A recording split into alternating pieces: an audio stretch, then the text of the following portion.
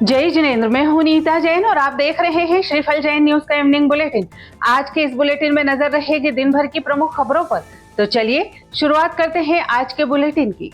इससे पहले अंतर्मुखी मुनि श्री पूज्य सागर जी महाराज की डायरी से आज की 3 बात। भगवान पार्श्वनाथ जी ने श्रावण शुक्ल सप्तमी को सम्मेद शिखर पर मोक्ष प्राप्त किया। उनके 10 गणधर थे, जिनमें मुख्य गणधर स्वयंभू थे। उन्होंने 100 वर्ष की आयु तक दिव्य और लोक कल्याणकारी जीवन जिया। श्री 1008 महावीर दिगंबर जैन मंदिर परिवहन नगर इंदौर में भगवान पार्श्वनाथ के मोक्ष कल्याणक पर्व पर श्रद्धा, भक्ति और भाव से ओतप्रोत होकर निर्वाण लाडू अर्पित किया गया। यह मंगल आयोजन अंतर्मुखी मुनि श्री पूज्य सागर जी महाराज के पावन सानिध्य में संपन्न हुआ। मंदिर समिति के अध्यक्ष नवनीत जैन ने जानकारी देते हुए बताया कि भगवान पार्श्वनाथ का निर्वाण लाडू चढ़ाने तथा मुनि श्री पूज्य सागर जी के पाद प्रक्षालन का पुण्य लाभ नरेंद्र शकुंतला वेद परिवार को प्राप्त हुआ। इस अवसर पर भगवान पार्श्वनाथ एवं पांडुक शिला पर विराजमान भगवान का विधि पूर्वक अभिषेक, शांति धारा एवं पूजन किया गया। सौधर्मेंद्र बनने का सौभाग्य चैतन भारती जैन को मिला, जबकि शांति धारा का लाभ आकाश भावना जैन, श्रेष्ठी दीपाली जैन, राजेंद्र अभिषेक जैन एवं अखिल मोना कासलीवाल को प्राप्त हुआ। धर्म सभा में उपस्थित सभी श्रद्धालुओं को मुनि श्री पूज्य सागर जी की पूजा का पुण्य लाभ मिला। मुनि श्री ने अपने प्रवचन में भगवान पार्श्वनाथ की जीवन गाथा पर प्रकाश डालते हुए कहा, भगवान पार्श्वनाथ जैसी क्षमा, धैर्य और शांति जिस व्यक्ति में होगी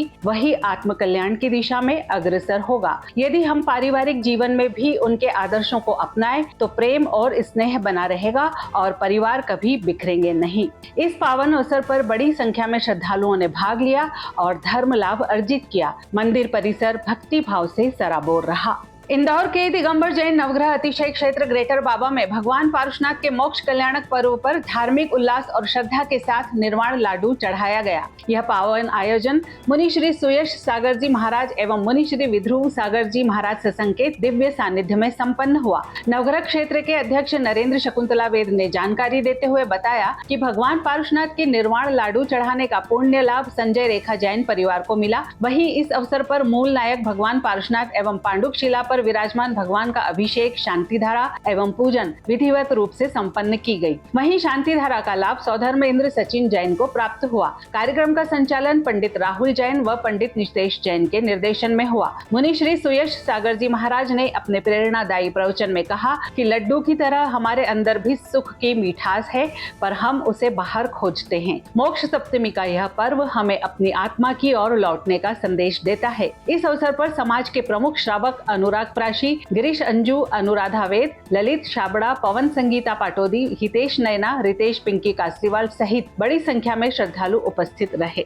जैन समाज के प्रेरणा स्रोत सीए कमलेश जैन निरंतर सफलता की नई ऊंचाइयों को छू रहे हैं। उनके नेतृत्व व मार्गदर्शन में मेघालय में वरुण बेवरेज कंपनी का भव्य प्लांट इनॉग्रेशन संपन्न हुआ। इस अवसर पर मेघालय के मुख्यमंत्री कोनराड संगमा बतौर मुख्य अतिथि उपस्थित रहे। मुख्यमंत्री के साथ राज्य के कई मंत्री, विधायक एवं प्रशासनिक अधिकारी भी प्लांट उद्घाटन में शामिल हुए। सभी ने प्लांट की आधुनिक व्यवस्थाओं की प्रशंसा की। इस नए प्लांट में 340 करोड़ रुपए का निवेश हुआ है, जो सीए कमलेश जैन के मार्गदर्शन में संभव हो पाया। इससे लगभग 1000 लोगों को रोजगार मिलने की संभावना जताई जा रही है।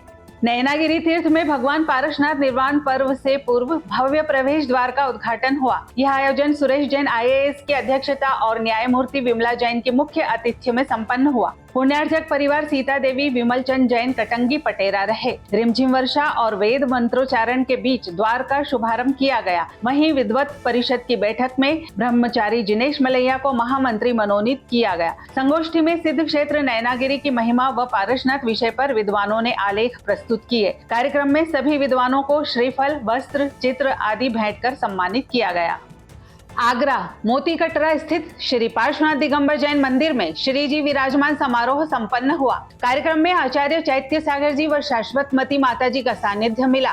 पंडित जिनेंद्र जैन के निर्देशन में प्रतिमाएं विधि पूर्वक वेदी में विराजमान की गयी। श्रद्धालुओं ने निर्वाण लाडू चढ़ाया और सामूहिक पूजन किया। संगीत सेवा शशि पाटनी व संचालन मनोज बाकलीवाल ने किया। समाजजनों ने श्रीफल भेंट कर आशीर्वाद लिया। समारोह में श्रद्धा व भक्ति का माहौल रहा।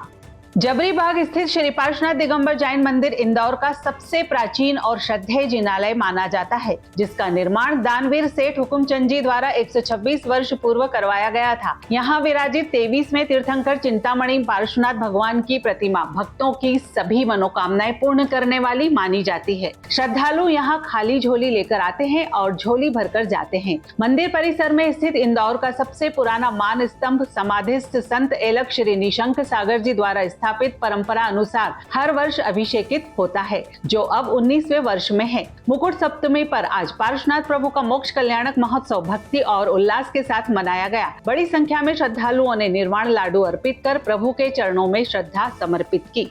भिंड नगर के कीर्ति स्तंभ जैन मंदिर परिसर में जैन मिलन जिनवाणी एवं जैन मिलन बालिका विनय सागर आर्मी भिंड द्वारा हरियाली तीज महोत्सव का भव्य आयोजन किया गया। कार्यक्रम की संयोजिका वीरांगना सपना जैन रही। आयोजन में समाज की कई प्रतिष्ठित महिलाओं एवं मेहमानों की उपस्थिति रही। कार्यक्रम में महिलाओं का पारंपरिक रूप से स्वागत चूड़ी, बिंदी, मेहंदी, ब्रेसलेट और पट्टी से किया गया। हरियाली क्वीन का खिताब रूबी जैन को मिला, वहीं उमा जैन द्वितीय व सुमन जैन तृतीय स्थान पर रही। इस अवसर पर सीए श्रेयांश जैन को विशेष रूप से सम्मानित भी किया गया। पूरा आयोजन उमंग, सौंदर्य और सामाजिक एकता का प्रतीक रहा।